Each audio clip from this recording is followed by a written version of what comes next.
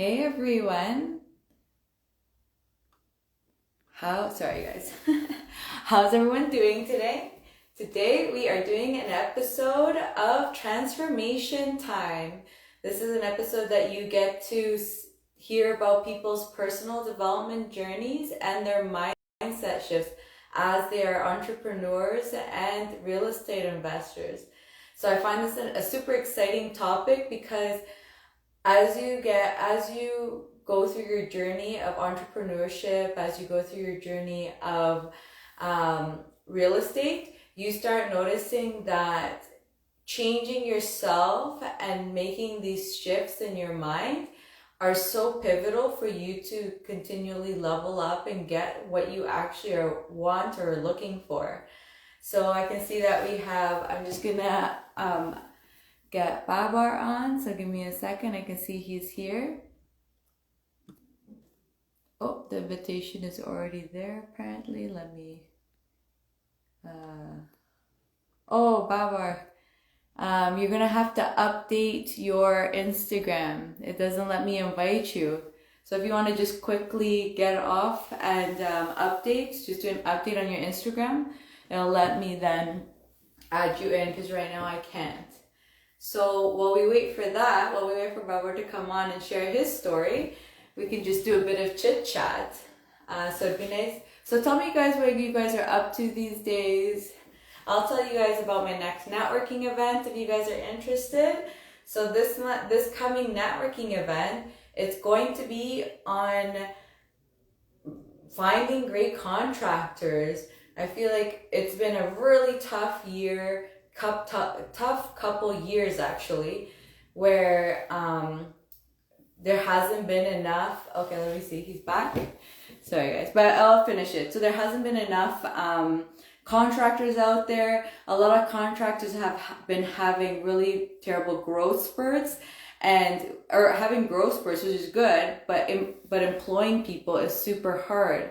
So Giancarlo is going to come on at our next networking event, and he is going to tell you how to find good contractors, give you tips on how to check out properties, all that good stuff. So if you guys are interested, then Babar, it still doesn't let me invite you. Did you update, Babar? Did you update it? You have to go and update your account. Update your Instagram account. Unless if you're on the computer. If you're on the computer, it doesn't work. You have to do it on your phone, because I know some people sometimes think you can do it on the computer. So if you're on your computer, it doesn't work. You have to be on your phone. Oh, let's see. Actually, I can see now that you've requested it. Oh, let's see. I think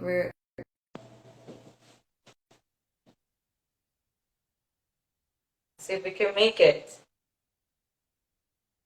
While we wait, I have a feeling he's on his computer. So anyway, so if you guys are interested and struggling to find good contractors, then you want to be at this networking event, because you're going to get to hear a lot of tips on not only just finding good contractors, but even it was just delayed. Hey, how are you? We made it.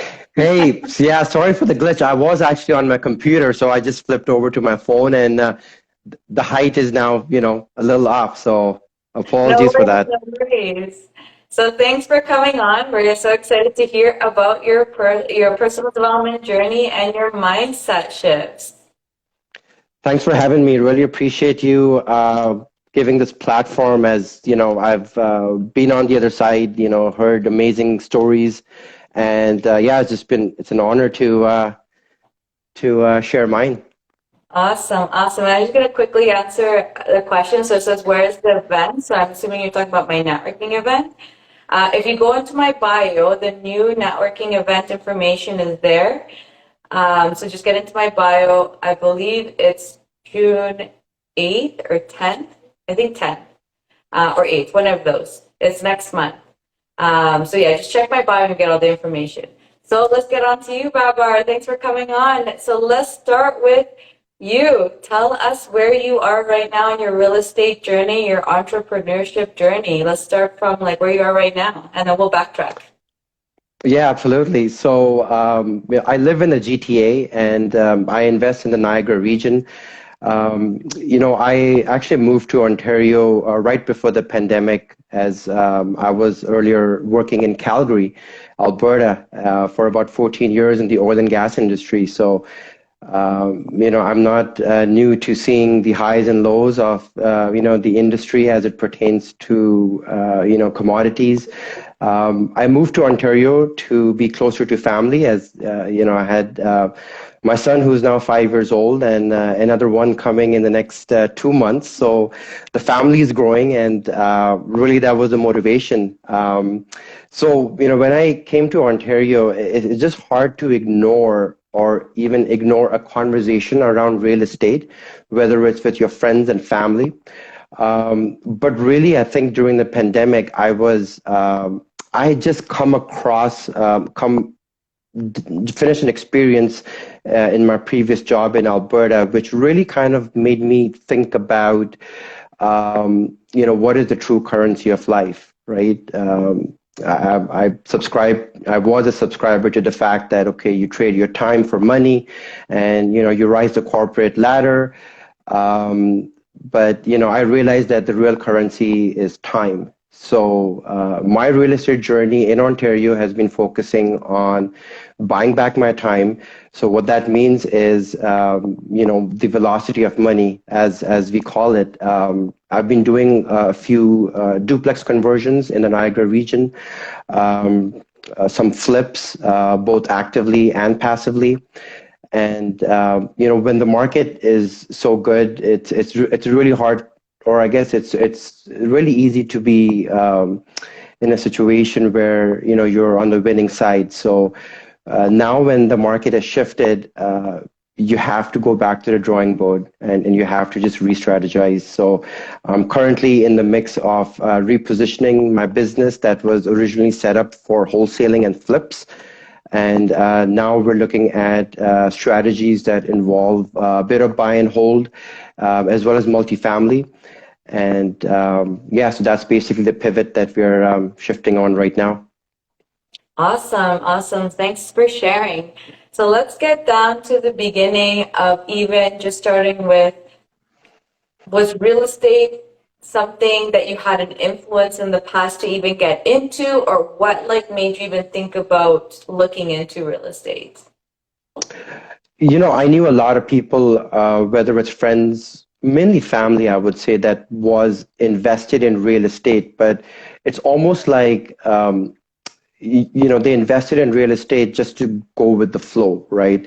That's a pre-construction, or somebody's uncle said go buy this, so you go buy that, right? It's really influenced by who you hang out with. I just never believed in that. I was like, this has to be a bubble, it's going to crash. But obviously we know that's not true, that the fundamentals are so unique in Ontario.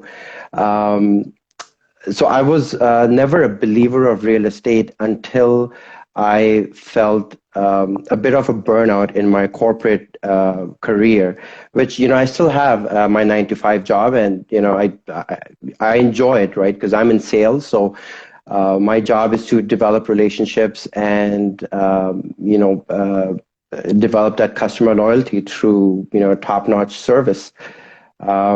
So real estate was something I came across, as I mentioned, in the pandemic, where I started taking some education into some strategies that would allow you to scale faster. So the BRRRR strategy was one that I started off with, and it really opened my eyes, right? Because I saw how you buy a distressed asset, or you buy an asset where you could add value to, and it's all pre-planned based on what your exit looks like.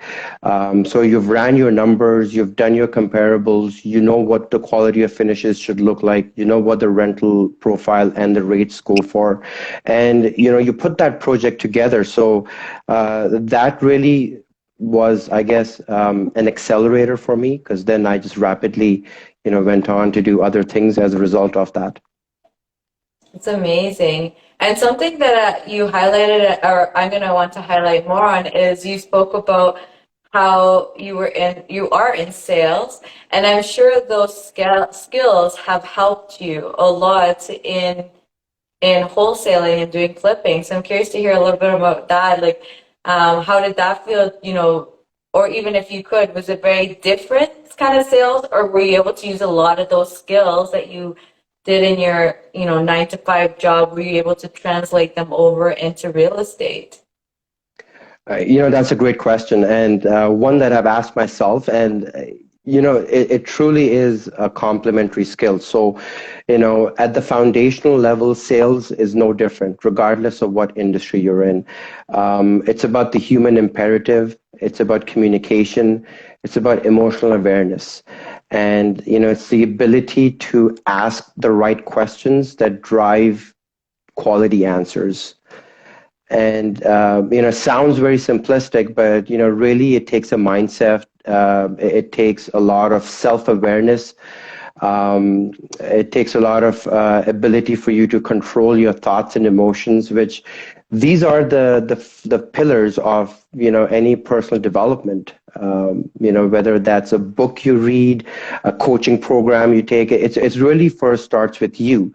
And then you make sure that how can you, in your position now, influence and communicate, engage with the person in front of you, and have a meaningful, deeper conversation. 100%. And even in your corporate job, was this skill that you had already getting in your corporate job, or was this something you developed in your corporate job? Combination, right? At the behavioral level, if I did my predictive index or my DISC profile, which are, personality indicators, it's been consistent. Where I'm outgoing, I love to build new relationships. I'm curious, and I enjoy learning and getting to know people.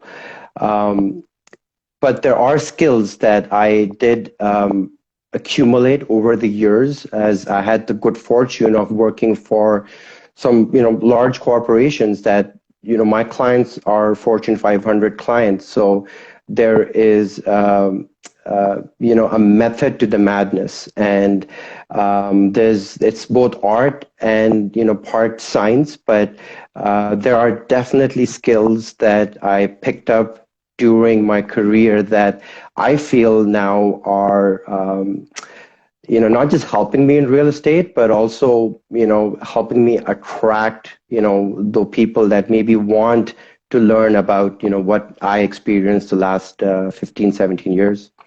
100%. And I just think it also gives you the confidence, right? Because I feel like a lot of new real estate investors really get nervous, and they're like, I hear so many new investors are like, I don't know anything. Oh my God, it's so scary. But when you start paying attention to what are the skills you're coming with, like you're like, you know what? Okay, I can use my sales skills. It really helps your confidence, I'm sure. It helped you with your confidence. You're like, oh, okay, I just need to translate this into real estate. And it doesn't seem like such a big thing, because you're like, oh, okay, like I need to learn real estate, but at least I have the skill for being able to sell myself, or like, negotiate, talk to people, right? It was that like, did that kind of help you a little bit with your confidence, just seeing that you had that skill already there for you? Absolutely, right. And, I wouldn't just stop at confidence. Like it actually gravitates you towards situations where you can shine, or that, you are built for that environment. So whether that's a negotiation, whether that is uncovering the motivation of a seller, or whether that is digging down into marketing strategies that, are a result of not just feedback, but data. And, that is another thing that, being an engineer, data doesn't lie, right? So you do always want to know the numbers behind the why. So why did my previous marketing strategy didn't go as planned compared to another.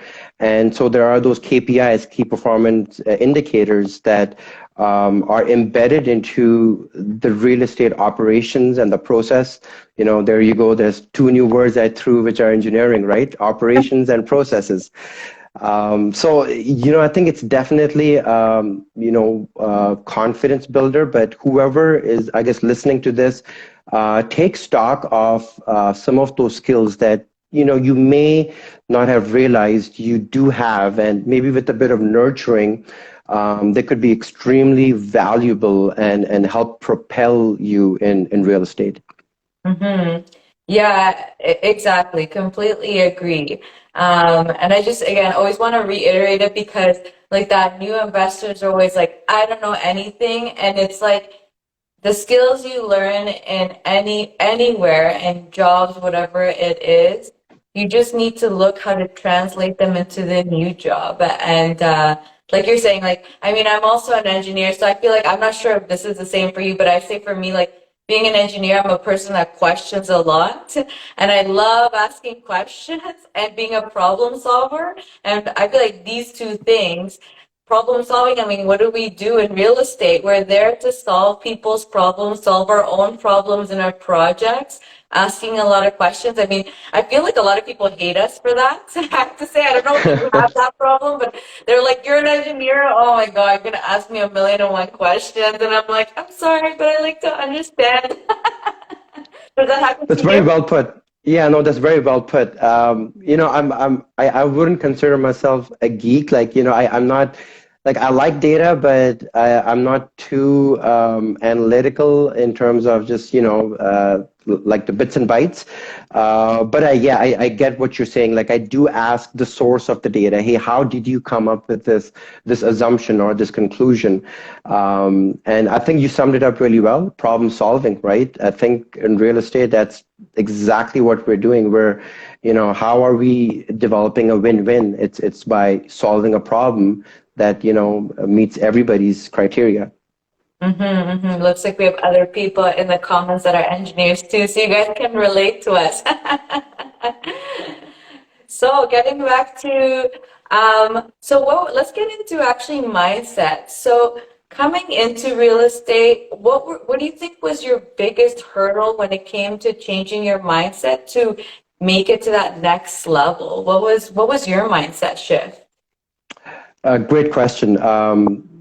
Because I kind of started delving into real estate during the pandemic or just when it started, um, the before state was very much like reading a book, watching webinars, podcasts, more like, I would say, a seminar junkie, right? And I would amass a lot of information, and days and weeks would go by, and I wouldn't have spoken to anyone on the phone. Um, so I think that was the mindset shift. Was I realized very quickly that this is a team sport. Um, you need to talk to people. So before, I used to imagine that, oh, I need to have an agenda. I need to have my homework done before I reach out to this person. So I think with social media, people sharing and just kind of and putting their hand out there that, hey, if you have a question of this sort, reach out, or hey, this is going on, feel free to join in. I think that really shifted my mindset, where I was amazed that when I reached out to people, um, how helpful they were. And I realized that I'm no different, right? Yes, they may be a few steps ahead, but there were more people ahead of them. So they had their head on their shoulders. And so I was fortunate to meet people that, not just encouraged me, but also showed me the path, right? So that way I can avoid the pitfalls. So that way I could leverage connections, because truly, how like LinkedIn, for example, the platform, right, is built on a third degree of separation, right? And so that's really true in real estate, right? That somebody I don't know, I probably know somebody else has connected between the two of us. So that snowballed, and I joined some masterminds. I took some coaching. I got out of my comfort zone, even during the pandemic. Just getting comfortable virtually. And then, since the pandemic has been over, since restrictions are done, as soon as meetups are started, I mean, I'm there, because it's that those virtual relationships that are now turning into reality. Um, so since the last weekend, which I think we met at the multifamily conference, I've been back to back in other events on Monday and on Wednesday. So I feel like I've lost my voice midweek already. I was probably gonna supposed to be on the Wednesday one, and I was done. I was like, I can't do it. My voice is pretty much gone. So, I don't blame you. kudos to you for making it. Because the I was supposed to be on the Wednesday one, and I was like, I'm done. I can't do this. I'm a disaster right now. I need like Yep. a few more days to recover from the weekend one.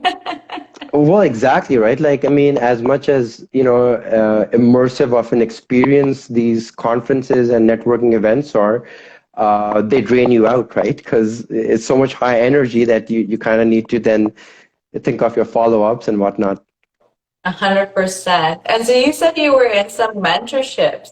So, and I know which ones you've been in, they're quite a lot of money.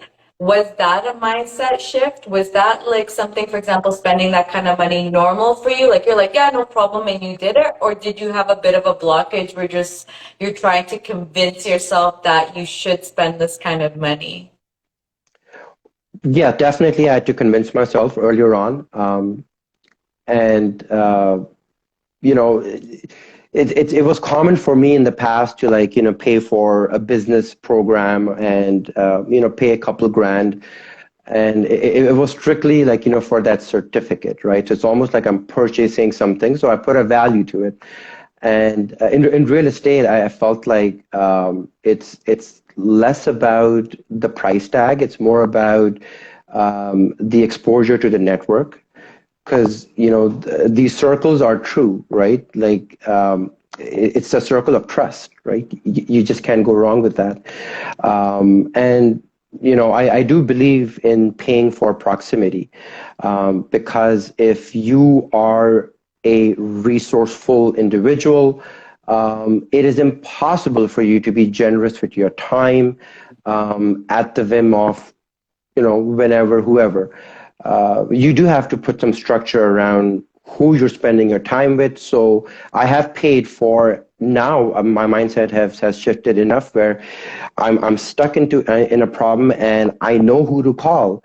But that individual is busy, and it's just not possible for me to get their attention and their guidance. So I will pay that $250 per hour, and I'm not trying to equate to see if that is as much a lawyer, an account.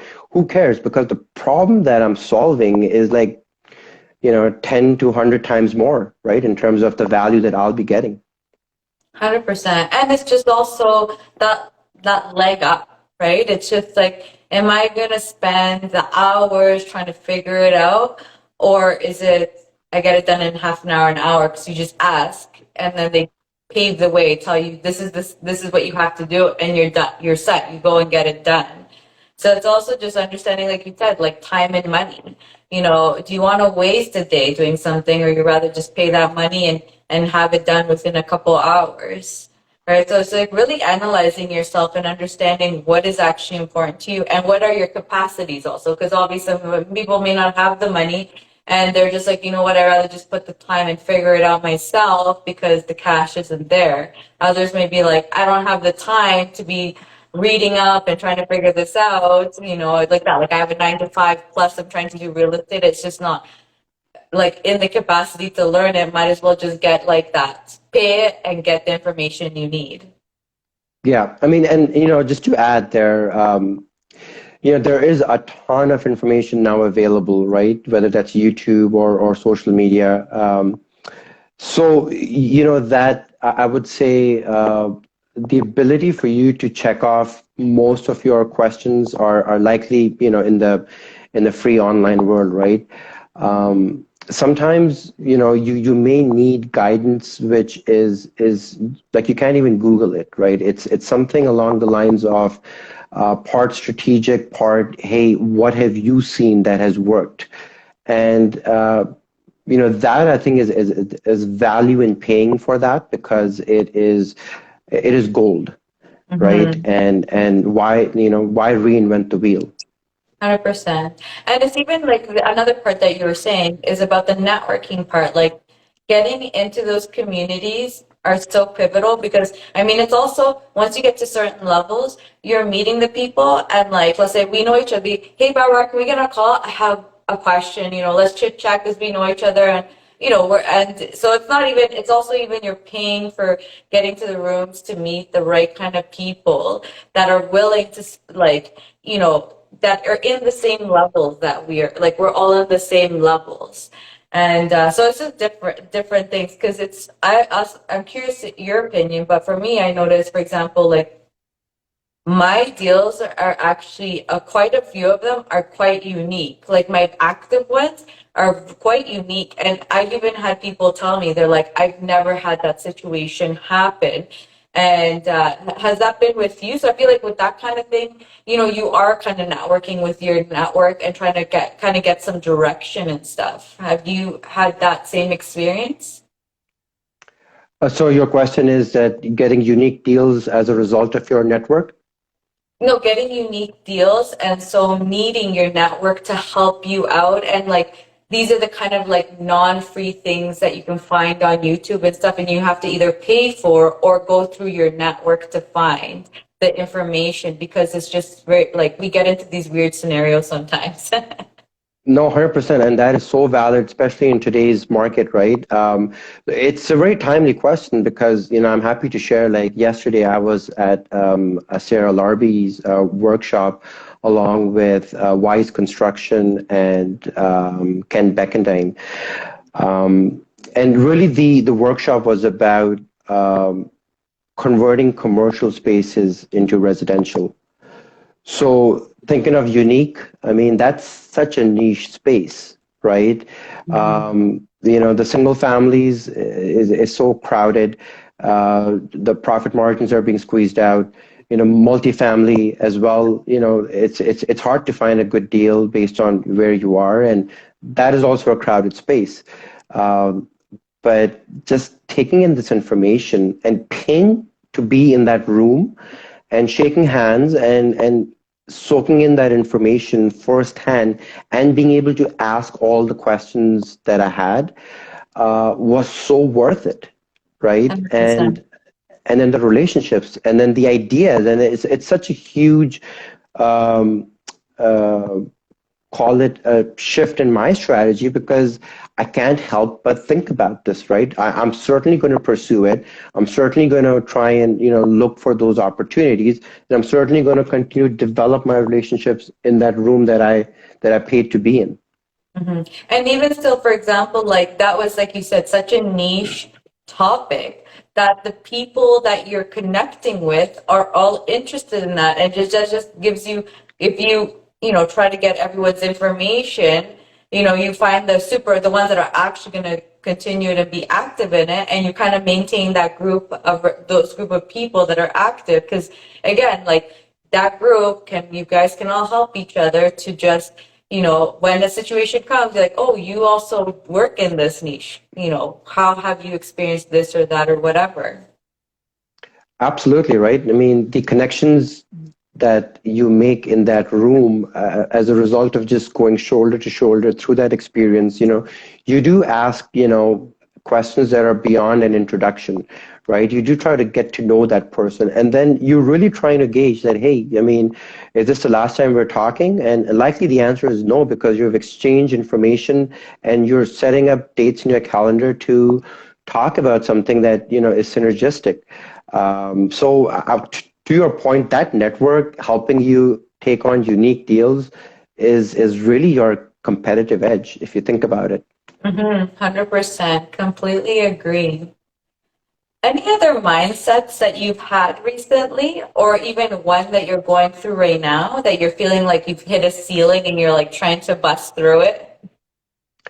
I think one of the most common ones is flipping that switch into well, maybe I can share two, just because I'm actually going through those. But one is obviously about that abundance scarcity mindset, especially when it comes to access to capital, right? For a long time it was limiting my ability to look at deals. But through being in the right rooms and developing my own credibility and building those right relationships, it's almost like I have the backing and the encouragement to go take on larger deals because there are others interested in participating in those. So, that's really a huge mindset shift for me. As I like to think big.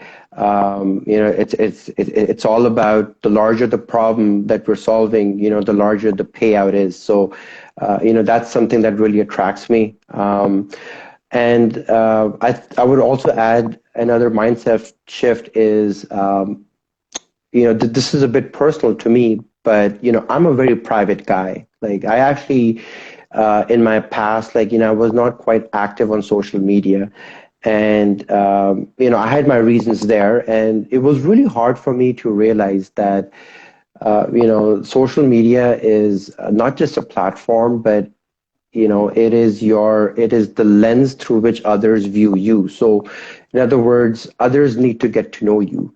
Not just you consuming content, but you putting out content as well. And I'm still working on it, right? And I think what I've realized is that people do want to get to know you, not just your real estate journey, but what do you do on a Sunday, right? What do you like, right? What kind of problems do you typically go through? Not just, the highs, but also the lows. And that just means that I have to switch from living a private life to a public life. And I was having this conversation with my wife that, hey, we're at our son's birthday party, and then I started, posting. So it was that shift, which I otherwise wouldn't have even thought of. How did you get convinced with that? Because that's really funny. I also had that shift. I was also a very private person. So I'm curious, what made you actually realize you have to start doing that? Like, was it a specific conversation? Or like, was there something there that made you change it? Or it's just like naturally, slowly, you saw people doing it or something and you just wanted to get on the bandwagon? It was tough. Like, it wasn't one thing. It was a series of things, and it was also, it got a bit frustrating because I was trying to figure out, okay, if I'm not, a social media kind of a guy, maybe I'll outsource it, right? And I just realized that, no, it has to start with you, and you just, not make it complicated. You know, it, it's not about perfection. It's just about, getting, good quality content where, by content, there's various schools of thought. For example, some push out value, like educational, right? Some are more about, practical, this is what I'm doing. Some are very much, orchestrated and choreographed, right? So, to me, I still don't know where I fall. Maybe I'll do a combination, but my goal is to really, enhance my dialogue, enhance my reach, and then deepen those relationships. And the best, tool is, our the screen that we're looking at. And it took me a while to realize that it's actually good for you to attract. It's good for you to give, because that's when you expand. Mm-hmm. 100%. And I totally feel you. I was the same. For me, social media was nothing that I was really interested in.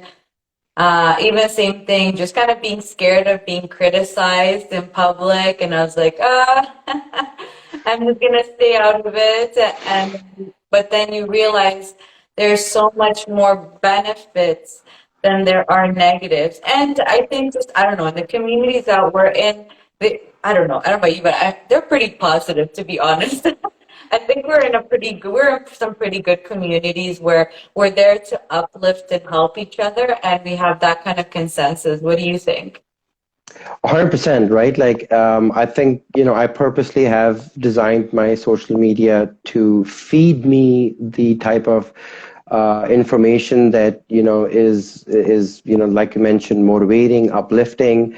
So, I actually love to see like I follow people, including yourself, because I love the content. I look forward to the content, and whether that's just adding value, but a lot of times it's just somebody saying, hey, this is what happened in a WhatsApp group chat, and I was thinking about that, and then boom, I just reach out to that person. So there's always something new and exciting, and I'm looking forward to who messaged me in my inbox, because it's always something that is the start of a new chapter or a new story.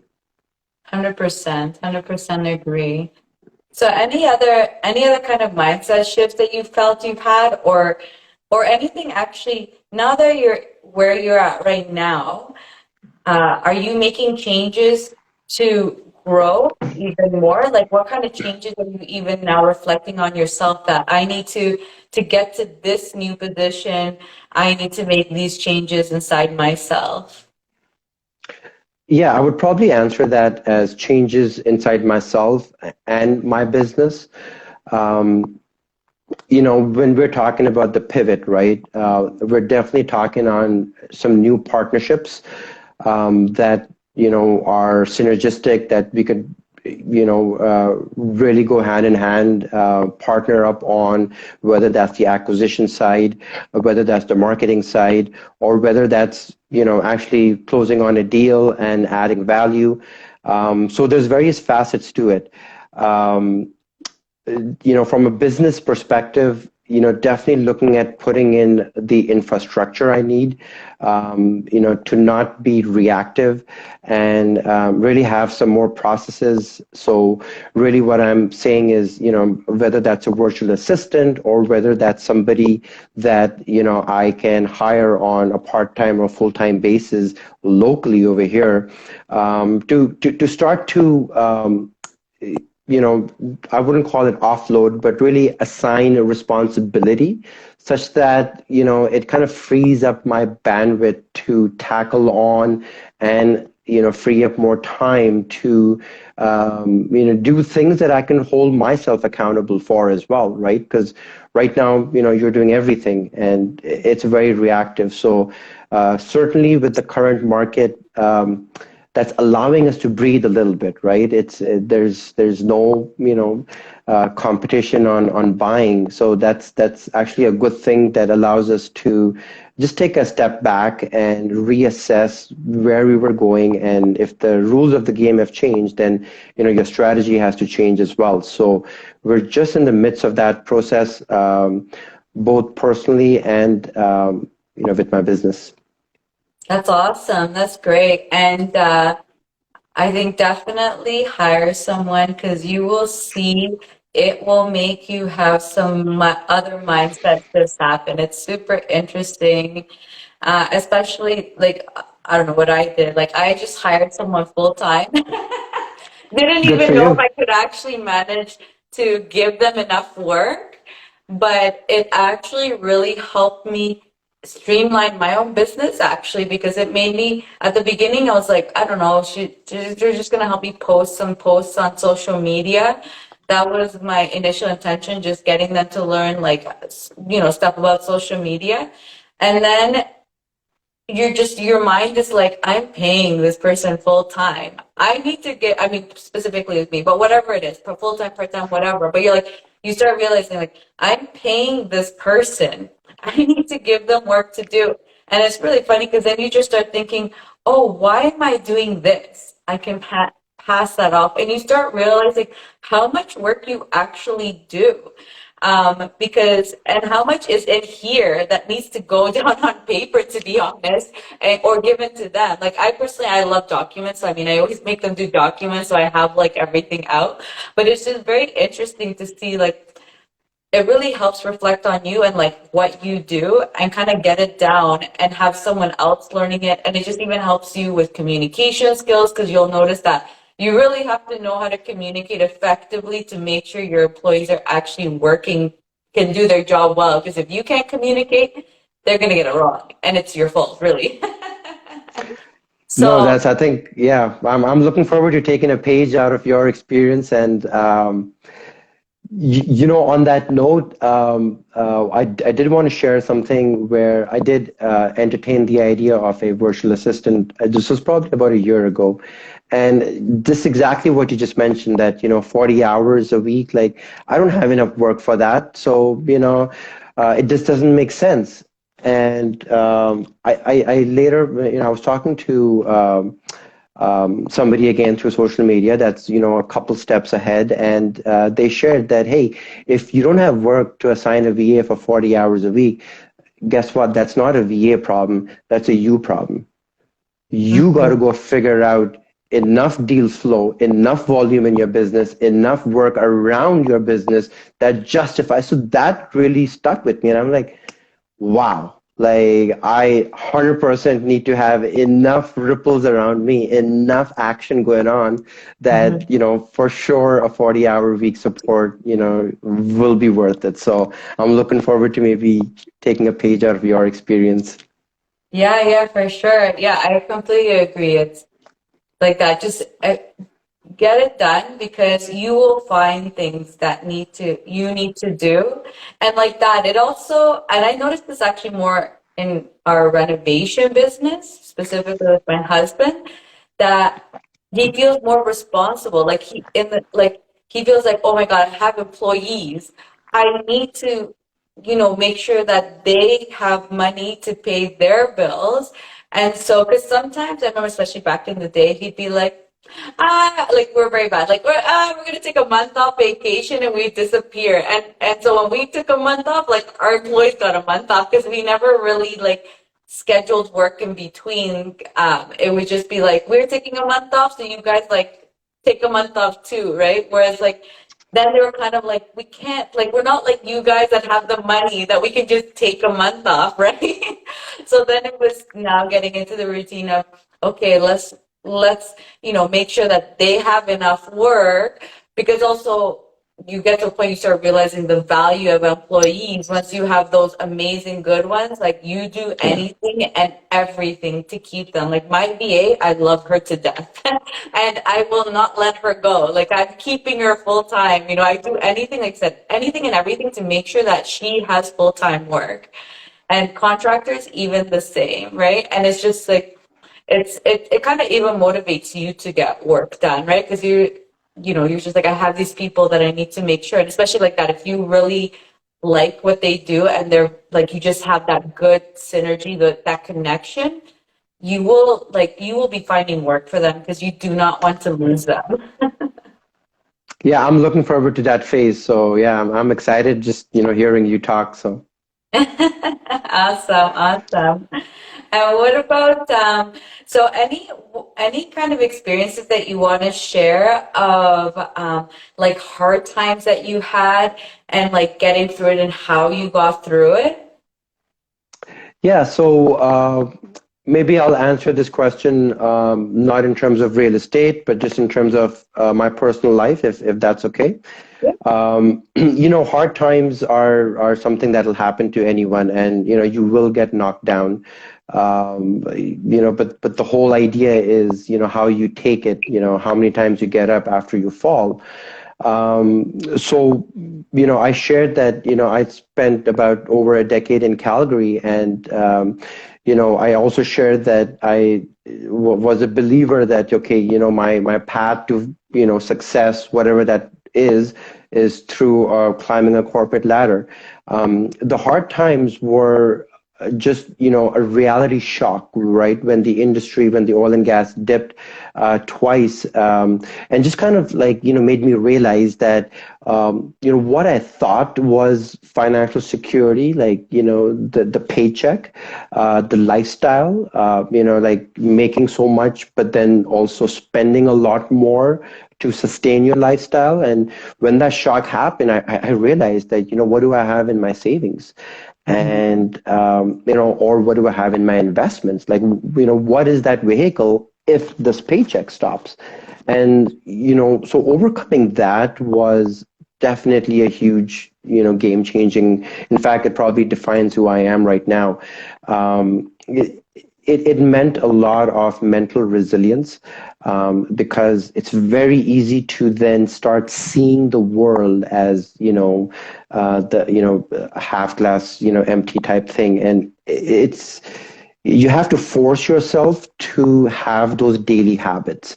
And I can't stress enough that a lot of times we're trying to solve big chunks of our life in phases, but really the focus should be on the minute daily details, because they add up, right? That's the consistency and your daily habits. So and daily habits also force you to lose bad habits. So everybody's got their demons, and I had to shrug them off. And I came to a point where when I was working long hours and barely home, my son was a year old, and I barely saw him during the weekdays, because by the time I'd be home, he'd be asleep.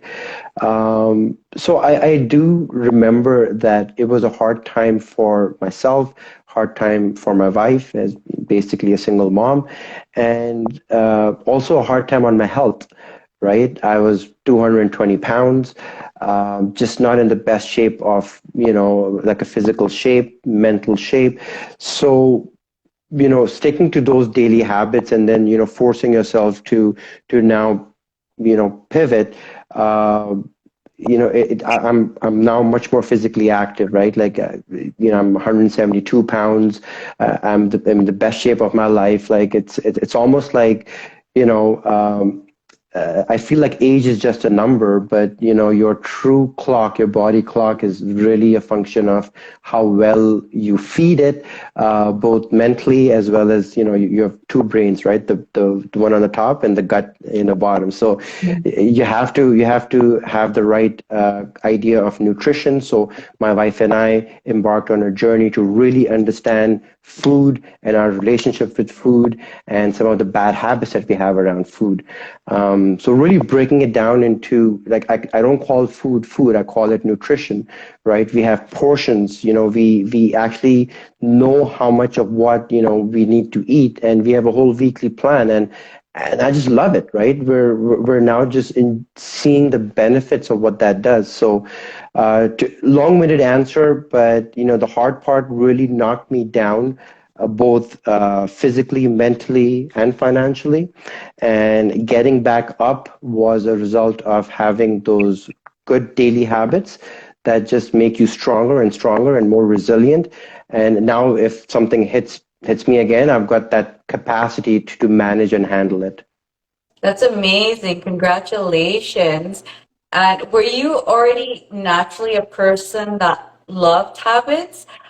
Or was it very difficult to even get started with? I mean, I feel like it's always difficult to start new habits, but I know there's some people that like hate structure, and then there's others that love it. So it's like a little bit, for those that love structure, I feel like changing something that you really do want to change, it's a little bit easier. Like, which for you, are you more into the structure, or was it really hard for you to set that structure in place? I'm not much about a structure, so it's for me. It's always experimentation. I have to try, and it's almost like fail early, fail fast, right? I might as well know what's in it, and that's where my wife, who's they say, right, you give her a ring, but she'll give you wings, right? And that's exactly what happened. So she allowed me the breathing room to fail, to experiment, to trial, to really find out what I really want.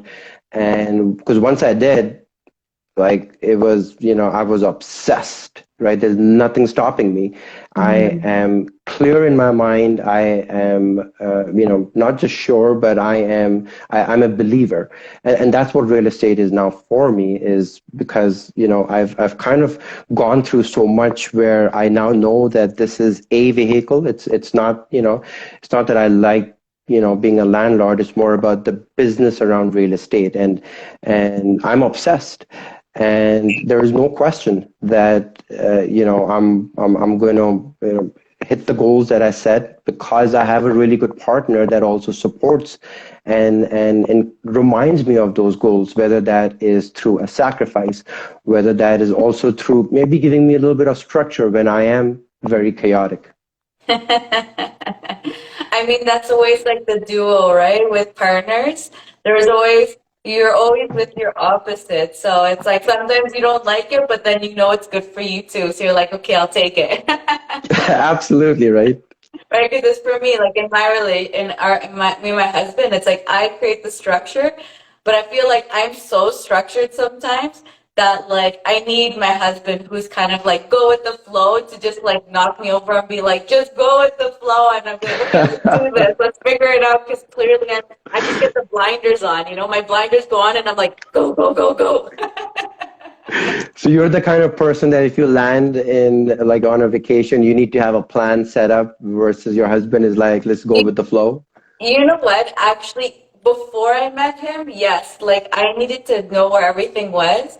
As soon as I met him, he's like, let's do. I like structure, but it's also like I'll give in easily for things that will like I don't feel like it will impact so much like that for vacations, for example. I like he's like, let's do a backpack trip. So I was like, okay. So it's like so my I was just at least I just need to know like which countries we're hitting. And so that was like the max planning we did. I was just like, okay, we're gonna at least hit these countries. I don't know which cities exactly, and we literally, let me tell you, it was a disaster and a half the very first time we did it. But it was definitely a learning experience. Within like a week or two, we almost killed each other, but then figured it out for the rest. Or not a week or two, sorry, like 3 or 4 days of like disaster, getting pissed at each other, me being like, I told you so, we should have planned it. What's wrong with you?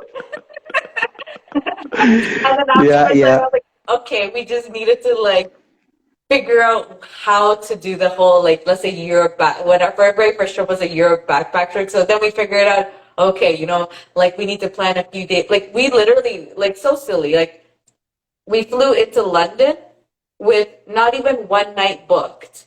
Like we just flew in Okay. and we're like, okay, we'll find, and we literally spent the whole day walking around London, and we go at like 6 o'clock. We're like, okay, we should probably find a place to stay. To find out there's like this massive convention going on.